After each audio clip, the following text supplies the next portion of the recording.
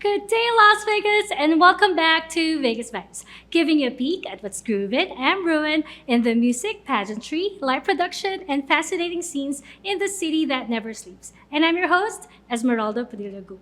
I would like to thank the avid viewers of Vegas Vibes on Vegas Live TV, ACTV, WCE TV, and BingeNetworks.tv, especially those watching on my favorite devices, Roku, Kodi, Amazon Fire TV, Samsung, and LG Smart TVs, the recently added Pizzazz.tv, and of course, in my very own website, VegasVibes.us. Please continue to support my show as well as my Vegas Vibes network by telling your friends to like Vegas Vibes on Facebook, YouTube, and Instagram. I also would like to thank the millions of visitors who came to Vegas this month as we continue to celebrate the Vegas Vibes moment that Las Vegas is fully opened. This means the music, pageantry, and live production scenes in the entertainment capital of the world continues to employ long sideline artists, performers, and highly skilled workers to welcome locals and visitors to its world-class entertainment and production stages. We hope to see familiar faces when we watch mega concerts and major sports events live and in person. When Vegas Vibes returns, I will be unmasking the Jabbawockeez co-creator and dancer. His name is Kevin Brewer. Let's check him out, so don't go away. Welcome back. Las Vegas remains to host the best and the biggest resorts in the globe, and some of the best entertainers in the world live right here in this great city. It's bursting in the seams with creative juices, and those mega live productions can forever be parked in the shade. So start planning your trips to Vegas. And when you see a particular show or live event announced, book it without delay, as tickets will come and go super fast. You snooze, you lose, so be on the lookout always. In a few moments, I will be joined by Kevin Brewer of the world-famous dance group, the Jabbawockeez. Learn how they all started in Las Vegas and the challenges they face as they move up to MGM Resorts International, where the residency has been renewed after the pandemic. My interview of KB coming up next, so freeze that remote until Vegas Vibes returns.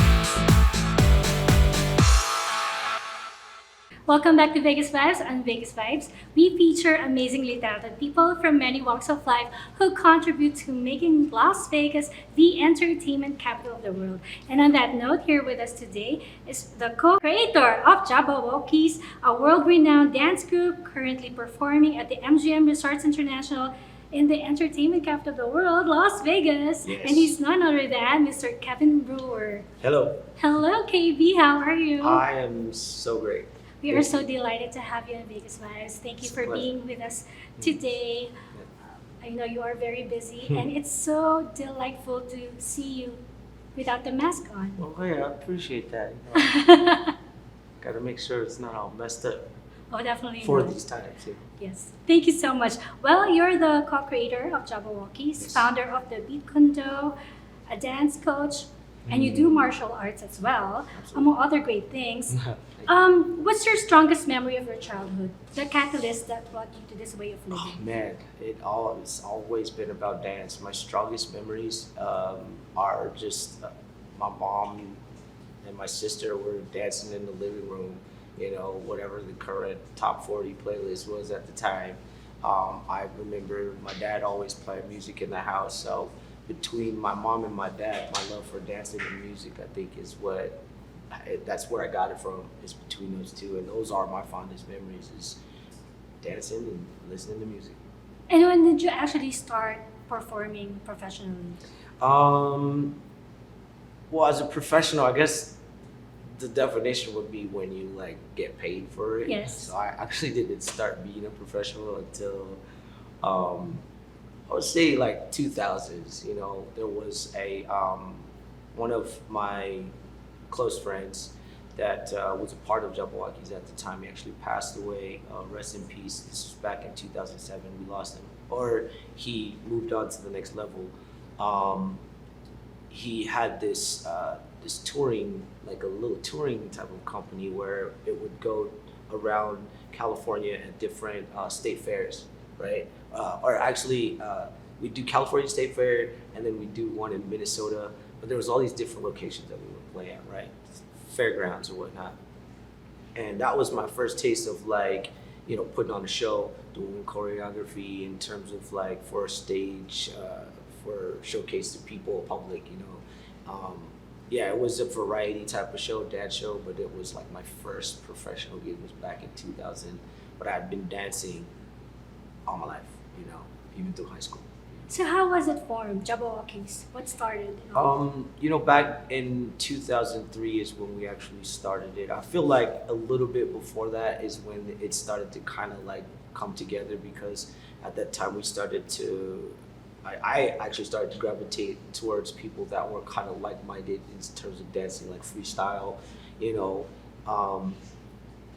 Choreography was one thing, it's very common, but like the whole freestyle concept was like what we love to do because it's a expression of your self-expression, so we would get in our little circles and one guy would go at a time and be like, oh, that was tight, somebody doing the coolest moves and whatnot. And so that camaraderie amongst us, we kind of just started being able to move together. We started doing choreography together, and then eventually my bestie and I kind of come up with this concept, like, what if we had this group where, we had just a few guys, because back then the dance teams were like, 30, 40 people deep, and it was just a sea of people dancing to the music. But what we wanted to do was get like a lot more specific to the music. Our playlist and the things that we were listening to at the time were really like syncopated drums, very beat heavy, and all these, just digging deep a little bit into the music and being a little more specific with the sounds, like visually how we move. And so that was something that we were like, we want to just take our numbers down from big. Let's just be like 10 people, like 8 guys, and we all just freestyle based, but we have some choreography. We're trying to tell a story with our music and all these other things. And what we were on was just really innovating the dance space, and so it worked out for us because this little idea that we came up with turned into something amazing. Of course, what really separates you from the others is your mask. Yeah. So who came up with that concept?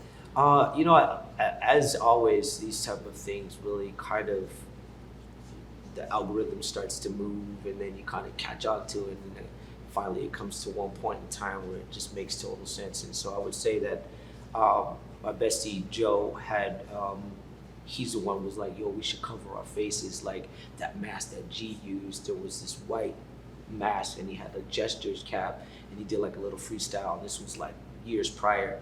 And so we just wanted people to focus on the movement and the music, not who the individual was. And that's the reason why we covered our face. So the first iteration was like this ski mask, it was just like, you could just see this much, had a hat, you really couldn't tell, right?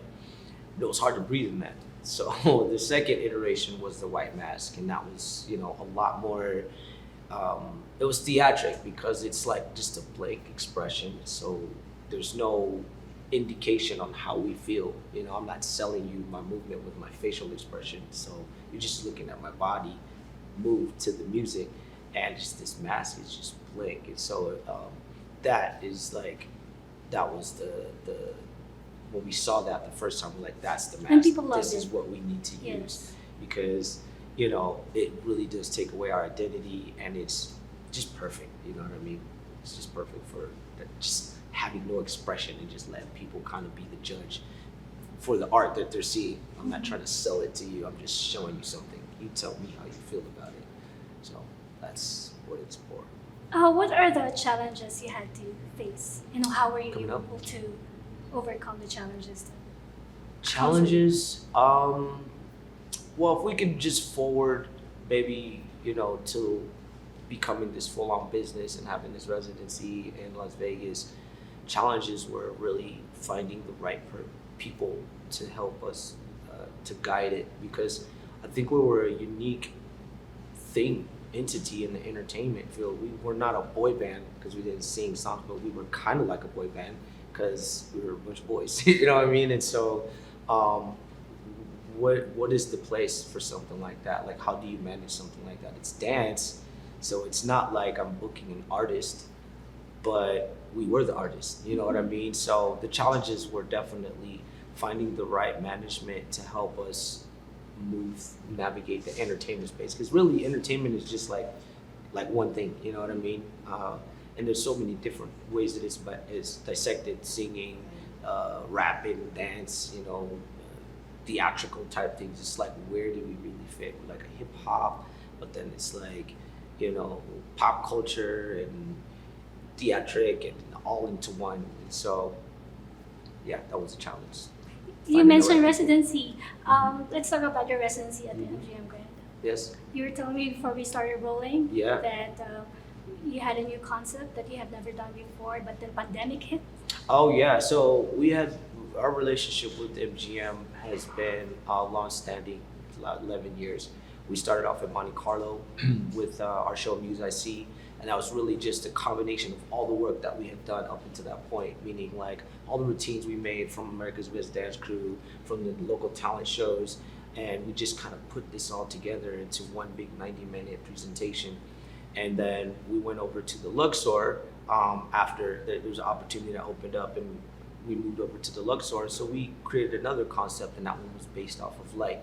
We always want to build a show that encourages people to move towards their higher purpose in life, right? Because it's very rare to have a dance group find the type of success that we have had, and it's really all praise to the Most High.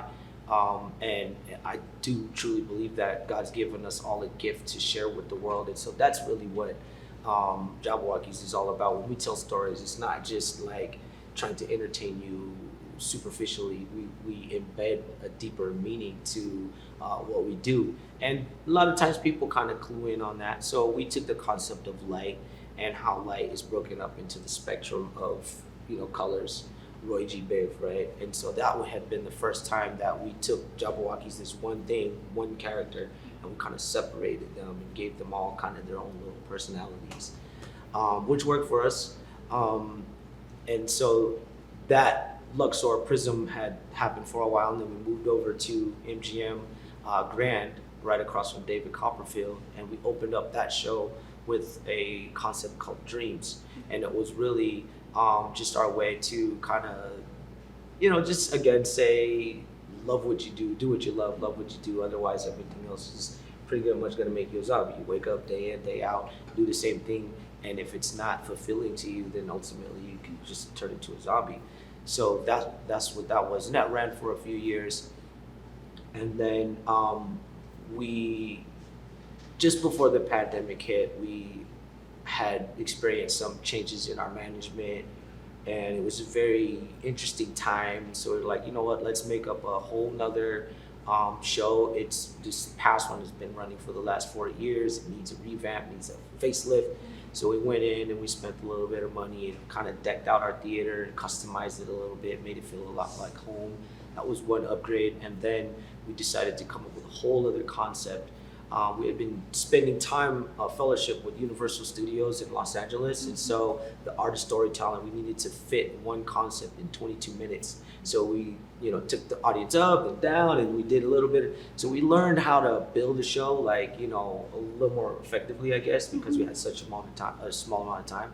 So we took that experience and we brought it to our Vegas show, and so we were like, okay, let's hit the ground running. Big playlist. Let's just hit them back to back with like hype music that wants to get them up and dance, and then we'll tell our story, and then that will be the end of that. But yeah, it was the first time that we had reached into our company and leveraged all the genius that was amongst us, like our cast members.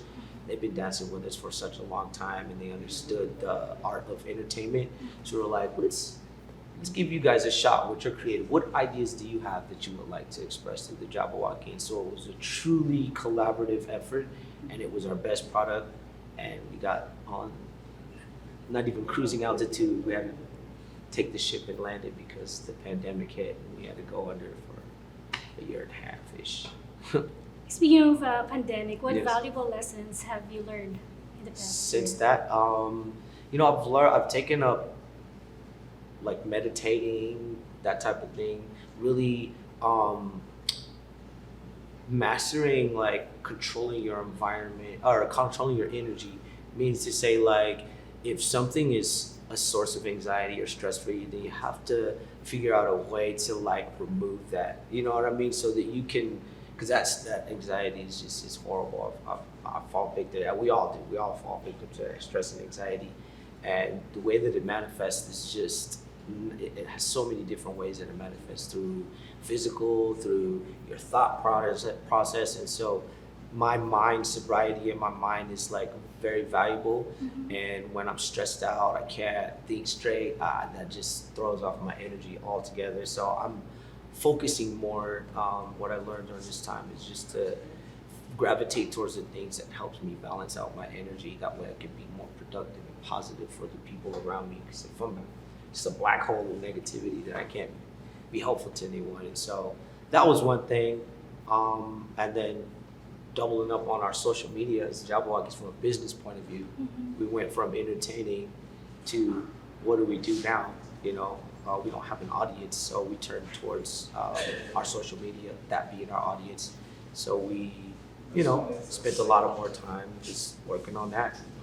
We learned a lot just dealing with our social media. I have to say that I truly admire you more, knowing that it's not just money oriented or you do it for self gratification, but you do what you love for the glory of God. Absolutely. Have you always been a believer? Yeah, definitely. From childhood, my mom. See, it's interesting how life works. As a child, my mom, you know, she living life and having to negotiate her emotions and stress and deal with these type of things. My dad was working a lot, so, you know, to just provide for the family. So of course, you know, the interaction was just more or less on the weekends. He would, you know, he would have to drive a few hours out of town for work, and this was like almost every day. You know what I mean? And so I'm sure if I put myself in this position, it's just like, how could you have energy for anything else? Like, you know, let alone a family. It's just like, now everybody has to go out. We got to go do things. And so for the most part, my mom kept us occupied during those times. And we would go to church, you know, and I had no idea what the pastor was talking about. Like, absolutely no idea. But in hindsight, when I think about it, I look back, it was just being in the presence of the word and that energy, and, you know, those were the seeds that were planted in myself. And when I started to get older and started to be more independent and experience life in a real way, independently, I think at one point in time, my natural, at a low point was just, oh yeah, I remember my mom was going to church and telling me about God. Let me get back into that. And so it's like the prodigal son, right? And from that point on, just that veil being lifted, your eyes being open. I remember reading the Bible, and for some reason, like, it's like, I can't make sense of this, but for some reason, when that veil was removed, I look at it and it's plain English. And, you know what I mean? It's like, wow, I see what the Most High is saying in this word now. So it really is God's timing, and He will bring you to a place where you can decide which way you want to go. And I really do believe that my life has been designed to already be aligned with that. You know what I mean? Like, there's nothing about God, spirituality, you know, in terms of, there's nothing about that turns me off. Like, and it's not just, what do you call it? Like mystical type, just being spiritual for the sake of being spiritual. Like, I truly see the hand of the Most High moving through my life, like actively, even to today. And from opportunity to, you know, the way that I think, the things that come into my mind, the people that come into my life, His hand is completely still, you know, moving me through all of this. And my biggest goal, what I have learned, is just to let go and let Him do His thing. And when we feel the pinch, it's because there are things that are at play for my benefit that I just need to level up for, you know. And so I embrace the challenge. It's not always easy, but yeah, I know it's necessary, and I know I can't get to where I need to be if I'm not going through it. So I have to, you know, invite these things if I have this belief that the Most High is still moving, which I completely do. Having said all that, how would you like Yes. to be remembered in this lifetime? That is a great question. I appreciate it. I would like to be remembered as an individual who just wanted to reflect the light of the Most High back to his environment, right? To the individuals that are around me. Whether these people are positive to me or negative to me, doesn't matter.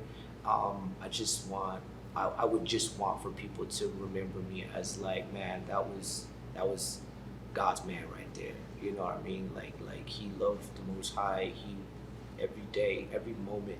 It's crazy because like I can't think of like it's so strange for me to like go throughout the day without communicating to the Most High. Before you like go pray, you gotta take some time out of your day and get on your knees. That's not what it is at all. It's just daily conversation throughout my day. I'm thanking the Most High for a parking spot. I'm thanking him for all these things, and so it's just like that's how I would want to be remembered. As just a person who was in constant fellowship with the Creator, like Moses, like King David. Those are my inspirations that I draw from in Scripture, and those how they are remembered is I mean not like sagacious like that. Like I am not the guy bringing people from the promised land to somewhere else, but I would like to think for those individuals who need to have the light in their lives, the Most High has charged me up enough to be able to reflect from them. So I would like for them to say, hey man, that guy KB, he was cool, bro. And I might not believe in God, but I believe in him and I appreciate what he was about. And so What pieces of advice or words of wisdom would you suggest to anyone who would like to follow in your footsteps? oh man, in terms of dancing, okay, only dancing because I would not recommend. Jabbawockeez. I would not recommend following my footsteps. I do not make all the best decisions. But in terms of dancing, like I said, there's this place where martial arts for me and dance have converged. And what the biggest thing that I've been able to draw from what is the discipline.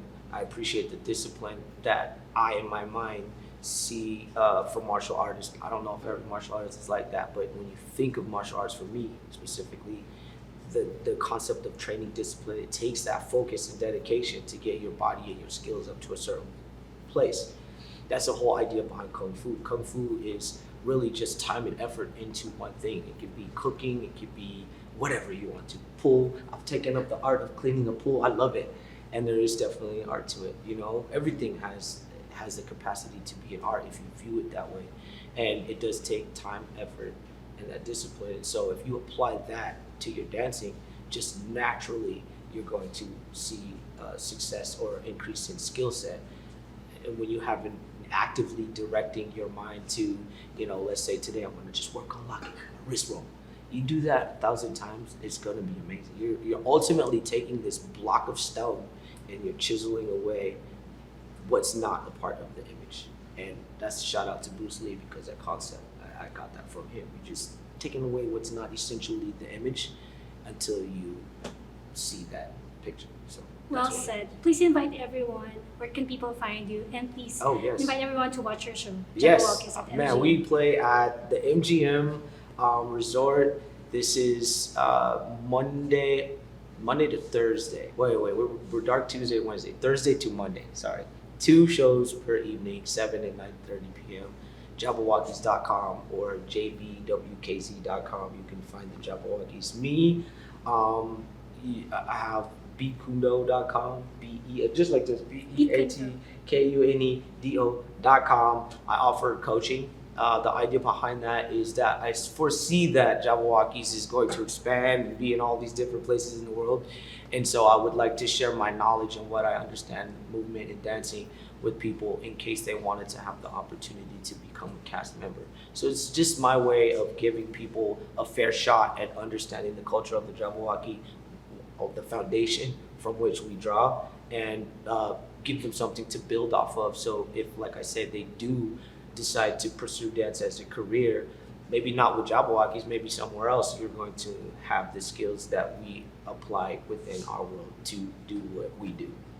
Thank you so much, My Mr. pleasure. Kevin Brewer. My pleasure. Or Katie. Yes, absolutely. It's really an honor and privilege to have you in VegasVibes. I wish I had more time to talk to you on our show. Well, this could be one of many. Well, we wish you all the best and Thank good you luck so with much. your current and future endeavors. And may you inspire more people with what you do. Thank you so much. Take I care. received that blessing. And God bless. Thank you. Catch us again next week as I feature another amazing personality here on Vegas Vibes.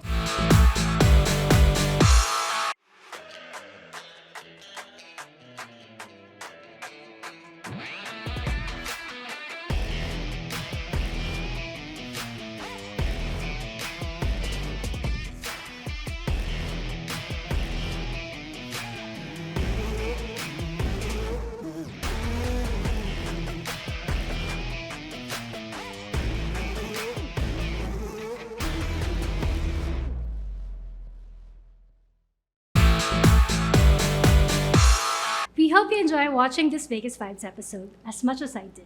Promise to join me again next week on this same fabulous Vegas Vibes channel. And to all our global viewers out there, let me remind you that Las Vegas is not just about the world-renowned strip or the famous Fremont Street experience in the vibrant downtown district. It has real people, a lot of them musicians, live entertainers, and those involved in the world of pageantry. And to the people here in the Valley who work hard each day to make Las Vegas a global brand. I would like to feature you and your cool story right here in Vegas Vibes, either in studios or online via Zoom. If you believe that's you, please email me now at vegasvibes1@gmail.com. Before I go, I would like to thank my wardrobe sponsor, Anne Fontaine, located at the Forum Shops of Caesars Palace. Anne Fontaine is now open for business as well. You may call Miss Anna Billings at 702-733-6205 to make an appointment. And now for my favorite segment, the Vegas Vibes Closet.